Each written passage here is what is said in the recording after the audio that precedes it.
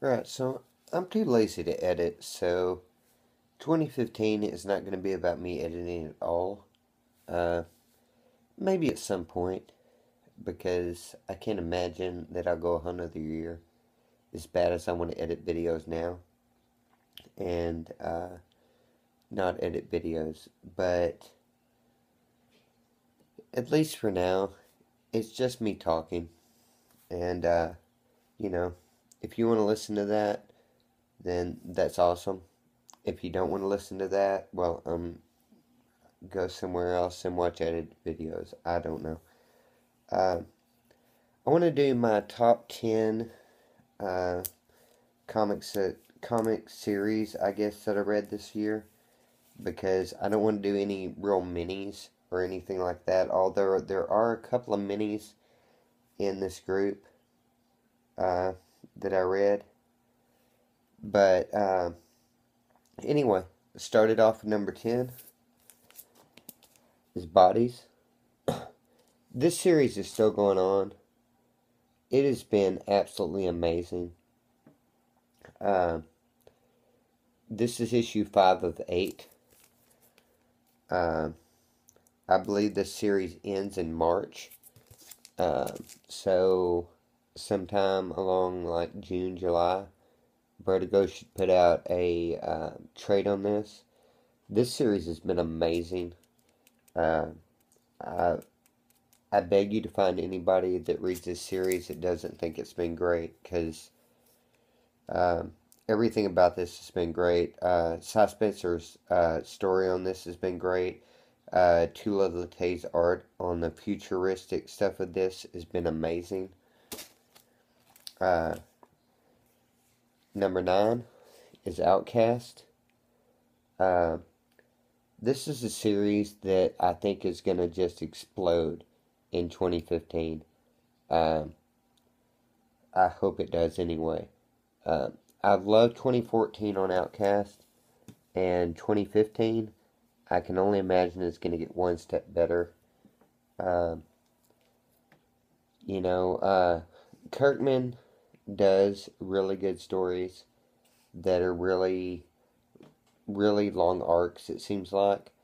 And this story on issue 6 going into the new year is just absolutely going full force. This issue 6 was the best issue so far.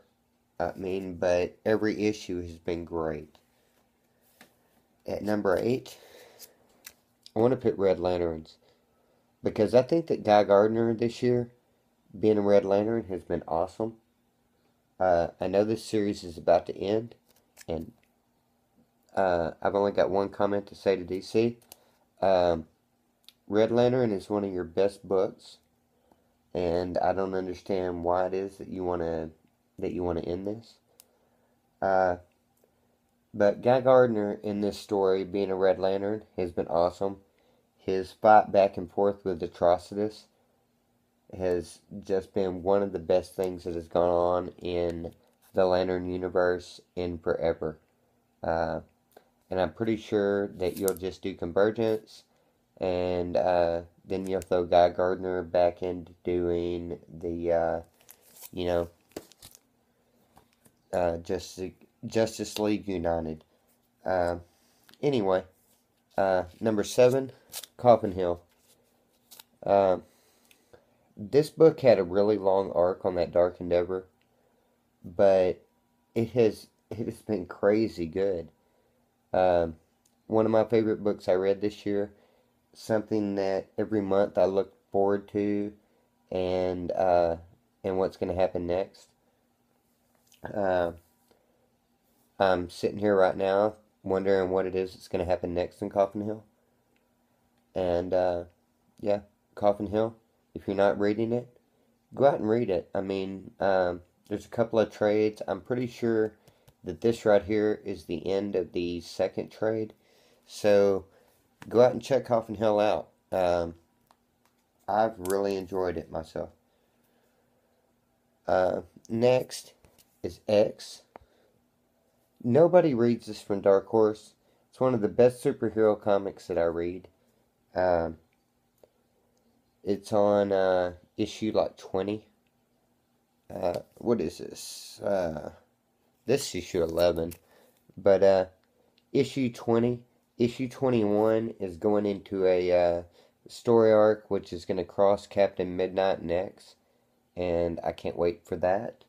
Um, but X is extremely good every single month that I read it. It's one of the books that I look forward to every month. I never know what's going to happen. The story is crazy freaking brutal and sexy all at the same time. And I wish more people read this book. I don't really understand how it's gone uh, as many issues as it has with nobody I see reading it. Number 5, Rat Queens. Man, this series was crazy good. Um, I'm hoping uh, the Upchurch controversy doesn't delay this book, and it doesn't screw this book up altogether, because this book is crazy good. Um, and that's about all I got to say about that. If you're not reading Rat Queens, go out and check it out. Uh, the first trade on it was reasonable, and man, it's just super good. Number 4 is Lazarus. Uh, I hadn't read this until about a month ago, but it is definitely one of the things that I've read this year that is just out there, and I can't wait to read more. Um, Everybody involved in this book. I mean, I love Greg Burka.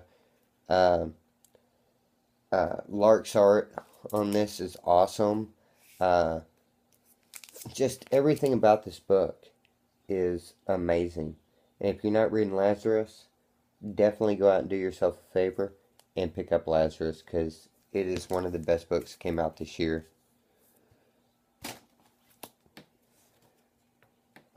Number 3, Injustice. Year 3.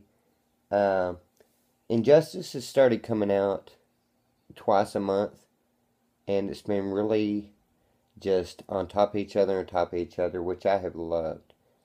Um, Tom Taylor's leaving the title. They're canceling it, so, at this point, all I can recommend is go back and pick this up in trade, because this has been kind of an Elseworld story that is just absolutely and totally amazing.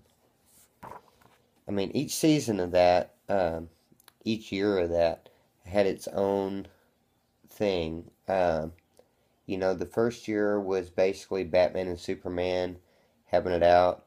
The second year was basically like Earth versus the Green Lantern Corps, and this is kind of Earth versus magic.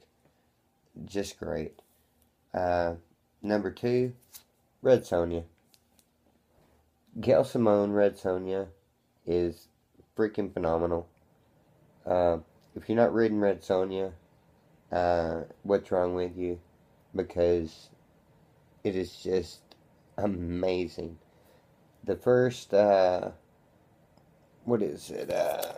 12 issues of this book were basically one story arc involving her getting a bunch of people together to go and please this king to release slaves that he was never going to release in the first place. It was an awesome story. Gail Simone's just awesome. But now they're starting up a new story arc, and I just hope that 2015 is as good as 2014 was on Red Sonja, because it was amazing. Number 1, hands down, 5 steps above anything else that I could freaking possibly think of, is Legendary Steampunk. This series was amazing. It's just, there's not anything else that's even in the same state as this book. And they're doing spin-off series of Red Sonja, Vampirilla, and Green Hornet coming up in the next couple of months. And the trade paper comes out on this at the end of January. Um, I don't have words to describe how good this is. I mean, it's just a reimagining of every character. Zorro and Green Hornet and $6 Million Man and Vampirilla and just everybody that is in that IDW type of world. Everybody being reimagined into like a steampunk type world. Flash Gordon is awesome in this series. But yeah, not enough good things I can say about this series. And I hope that when the Legendary series come out, that everybody goes out and picks this up, because other than Mark and Draco writing the Red Sonja title, which there's a really good artist, I can't remember who it is, on the Red Sonja title, but go out and pick up these Legendary titles, pick up the trade, and yeah, about all I got to say about that, and get back to reading some other stuff.